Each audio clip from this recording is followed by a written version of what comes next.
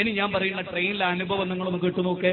ഞാൻ ട്രെയിനിൽ face to face ഞങ്ങളിങ്ങനെ ഇരിക്കുകയാണ്. അപ്പൊ എന്റെ നേരെ മുമ്പിൽ ഇരിക്കുന്നത് ശ്രീധരേട്ടനാണ്. എനിക്ക് ശ്രീധരേട്ടനാണെന്ന് ഒന്നും അറിയില്ല. ഞാൻ അദ്ദേഹത്തെ പിന്നെ പേര് നിങ്ങൾക്ക് പറഞ്ഞു തരാം. ശ്രീധരേട്ടനാണ് എന്റെ മുമ്പിൽ ഇരിക്കുന്നത്. ഞാൻ അദ്ദേഹത്തോട് 3 തവണ ചിരിച്ചു. ചിരിച്ചപ്പോ അദ്ദേഹം എന്നോട് ചിരിച്ചില്ല. 4ാം തവണയും ചിരിച്ചപ്പോ എനിക്കൊരു തമാശ തോന്നി. ഞാൻ ശ്രീധരേട്ടന്റെ കാലിൽ ഇങ്ങനെ തോണ്ടിയിട്ട് ചോദിച്ചു, അല്ല ഇന്ന് വീട്ടിൽ നിന്ന് പോരുമ്പോ നോമ്പ് നോച്ചിട്ടുണ്ടോ? ആരോടും ചിരിക്കൂല. അങ്ങനെ ഒരു നോമ്പ് നോച്ചിട്ടാണോ ട്രെയിനിൽ കയറിയത് എന്നാണ് എന്റെ ചോദ്യം. അത് കേട്ടപ്പോ ശ്രീധരേട്ടൻ ചിരിച്ചുപോയി. എന്നിട്ട് ഞാൻ ശ്രീധരേട്ടന് പറഞ്ഞു, ശ്രീധരേട്ടാ 9 മണിക്കൂറോളം ഒരു യാത്രയിലാണ് നിങ്ങൾ വടകരേന്ന് കയറി, ഞാൻ കോഴിക്കോട് കയറി. നമ്മുടെ ഈ യാത്രയിൽ തിരുവനന്തപുരം വരെ പോകുന്നവരെയാണ്. അതെ, നിങ്ങൾക്കൊരു അറ്റാക്ക് വന്നാൽ എന്റെ മടിയിലേക്കാ നിങ്ങൾ വീഴുക. എനിക്കൊരു അറ്റാക്ക് വന്നാൽ ഞാൻ നിങ്ങളുടെ മടിയിലേക്കാ വീണേ. അതുകൊണ്ട് ഇങ്ങനെ മസിൽ പിടിക്കരുത്, ഇത് ശരിയല്ല എന്ന് പറഞ്ഞപ്പോ ശ്രീധരേട്ടൻ അതങ്ങ് മനസ്സിൽ തട്ടി. ശ്രീധരേട്ടൻ പിന്നെ എന്റെ ഏറ്റവും വലിയ ഇഷ്ടക്കാരനായ. പിന്നെ കുറച്ച് കഴിഞ്ഞപ്പോ ഒരു ചായ കൊണ്ടുപോയപ്പോ അദ്ദേഹം ശ്രീധരേട്ടൻ പറഞ്ഞു, 2 ചായ നോക്കട്ടെ. 2 ചായ വാങ്ങിയപ്പോ എന്റെ മനസ്സിലുള്ളത് അദ്ദേഹത്തിന്റെ കൂടെ വേറെ ആരുണ്ട്, അദ്ദേഹത്തിനാണ്. ഒരു ചായ വാങ്ങി വേഗം എനിക്ക് ഞങ്ങൾ പറഞ്ഞു കുടിച്ചോളൂ. സ്നേഹം. ഒരു 2 മിനിറ്റ് മുമ്പ് അദ്ദേഹം എന്നെ ശത്രുതയോടുകൂടി കണ്ട ആളാണ്. എന്നെ അറിഞ്ഞു. നമ്മൾ ഏതൊന്നും അറിയുന്നില്ലയോ അതിന്റെ ശത്രുവായി നമ്മൾ മാറും. ഏതൊന്നിനെ നമ്മൾ മനസ്സിലാക്കുന്നില്ലയോ അതിന്റെ ശത്രുക്കളായി നമ്മൾ മാറും. അത് സ്വാഭാവികമാണ്. അതുകൊണ്ടാണ് ഞാൻ പറയുന്നത്.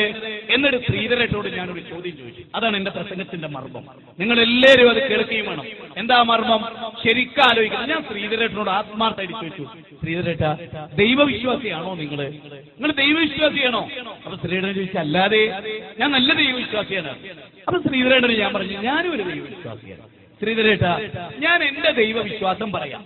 ഞാൻ ഏത് ദൈവത്തിലാണ് വിശ്വസിക്കുന്നത് എന്ന് ശ്രീധരേട്ടനോട് ഞാൻ പറയാം. ശ്രീധരേട്ടൻ വിശ്വസിക്കുന്ന ദൈവം എന്താണെന്ന് ഞാൻ പറഞ്ഞതിന് ശരിക്ക് പറഞ്ഞു തന്നാൽ മതി. ഇനി നിങ്ങൾ ഞാൻ പറയുന്നത് ശരിക്കും ശ്രദ്ധിക്കണം. ഇവിടെ ഇരിക്കുന്ന വിദ്യാഭ്യാസമുള്ളവരോടും ഇല്ലാത്തവരോടും ചെറുപ്പക്കാരോടും വയോവൃദ്ധരോടും ആബാലവൃദ്ധ ജനങ്ങളോട് ആത്മാർത്ഥമായിട്ട് ഞാൻ പറയുകയാണ്.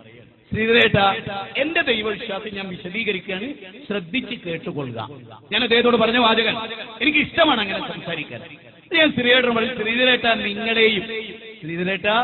നിങ്ങളെയും എന്നെയും ഈ ട്രെയിനിലെ മുഴുവൻ യാത്രക്കാരെയും ശരിക്കും ശ്രദ്ധിക്കണം. ഈ ട്രെയിനിലെ മുഴുവൻ യാത്രക്കാരെയും, ലോകത്തിലെ 714 കോടി ജനങ്ങളെയും, 7 ആകാശത്തെയും 7 ഭൂമിയെയും, അതിലെ സർവചരാചരങ്ങളെയും, സചേതനങ്ങൾ, അചേതനങ്ങൾ, കാട്ടാറുകൾ, കാനനങ്ങൾ, കല്ല്, മുള്ള, മുരട്, മൂർഖൻ ബാബ്, കാഞ്ഞിരക്കുട്ടി, ആൽത്തറകൾ, മക്ബറകൾ, ജാറങ്ങൾ, പുണ്യപുഷ്പങ്ങൾ, മണ്ഡപങ്ങൾ, ശ്രീകോവിലുകൾ, ആൽത്താരകൾ, മാലാകമാർ, ദേവീദേവന്മാർ, അങ്ങനെ ഏകകോശ ജീവിയായ ഹമീബ മുതൽ ബഹുകോശ ജീവിയായ നീലത്തിമിംഗലത്തെ വരെ ആരാണോ സൃഷ്ടിച്ചത് ആ സൃഷ്ടാവാണ് എന്റെ ദൈവം. ശ്രീധരേട്ടൻ ചിരിച്ചുകൊണ്ട് നിശ്ചലനായി. ശ്രീധരൻ ചിരിച്ചിട്ട് എന്നോട് പറയുകയാണ്, എനിക്ക് ഇങ്ങനത്തെ വിശ്വാസമൊന്നുമില്ല കേട്ടോ. എന്റെ വിശ്വാസം എന്താണെന്ന് ഞാൻ നിങ്ങളോട് പറയാം.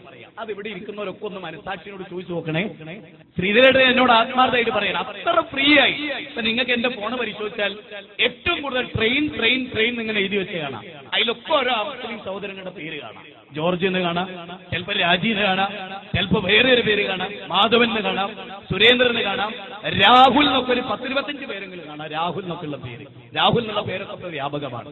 പേരൊക്കെ കാണാം. ഞാൻ പറയുന്നത്, ഞാൻ ശ്രീധരേട്ടനോട് പറഞ്ഞ പോയിന്റ് നിങ്ങൾ ശരിക്കും ശ്രദ്ധിച്ചോ? നിങ്ങൾ എല്ലാവരും ശ്രദ്ധിച്ചോ?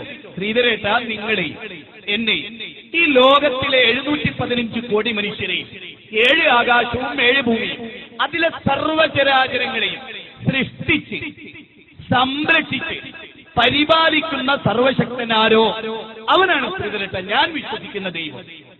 ഇനി ശ്രീധരേട്ടന്റെ വിശ്വാസം പറഞ്ഞോളൂ. അപ്പൊ ശ്രീധരേട്ടൻ ചിരിച്ചിട്ട് ശ്രീധരേട്ടനോട് പറയാണ്, എന്റെ കുഞ്ഞുനാളിൽ എന്നെ ക്ഷേത്രത്തിൽ ആദ്യമായിട്ട് അച്ഛനും അമ്മയും കൊണ്ടുപോയത് ഗുരുവായൂരപ്പന്റെ നടയിലാണ്. അവിടെയാണ് എനിക്ക് ചോറും ഇതൊക്കെ ഉണ്ടായത്. മാത്രമല്ല, ഞാൻ കോൺഗ്രസ്സുകാരനാണ് അടിസ്ഥാനപരമായി. എനിക്ക് ലീഡറോട് ഭയങ്കര ഇഷ്ടമാണ്. കെ കരുണാകരനോട് എനിക്ക് വലിയ ഇഷ്ടമാണ്. ആ കെ കരുണാകരനാകട്ടെ ഗുരുവായൂരപ്പന്റെ ഭക്തനുമാണ്. അക്കാരണം കൊണ്ടൊക്കെ ഞാൻ ഗുരുവായൂർ ഭക്തനാണ്. അല്ലാതെ ഗുരുവായൂരപ്പൻ ആകാശത്തിന്റെ ദൈവമാണെന്നോ ഭൂമിയുടെ ദൈവമാണെന്നോ സർവചരാചരങ്ങളെ സൃഷ്ടിച്ചതാണെന്നോ എനിക്ക് അഭിപ്രായമില്ല. ഞങ്ങളോടൊക്കെ ചോദിക്കണം, ആത്മാർത്ഥമായി ചോദിക്കണം, നമ്മൾ വിശ്വസിക്കുന്ന ദൈവവിശ്വാസത്തിൽ നമുക്ക്